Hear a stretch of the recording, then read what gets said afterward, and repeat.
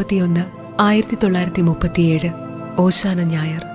ഈശോയുടെ സഹനത്തിലും വേദനയിലും എന്റെ ആത്മാവ് ആഴ്ന്നുപോയി.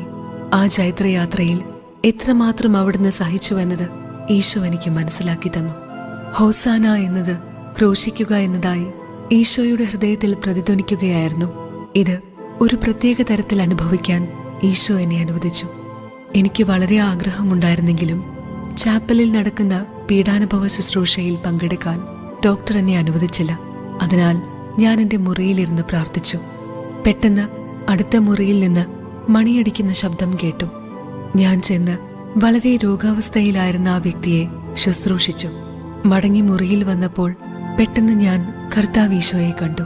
അവിടുന്ന് പറഞ്ഞു, എൻ്റെ മകളെ, എനിക്ക് ചെയ്ത ഈ ശുശ്രൂഷ വഴി വളരെ നേരം പ്രാർത്ഥിക്കുന്നതിലും കൂടുതലായി നീ എന്നെ പ്രീതിപ്പെടുത്തി. ഞാൻ പറഞ്ഞു, എന്നാൽ ഈശോയെ,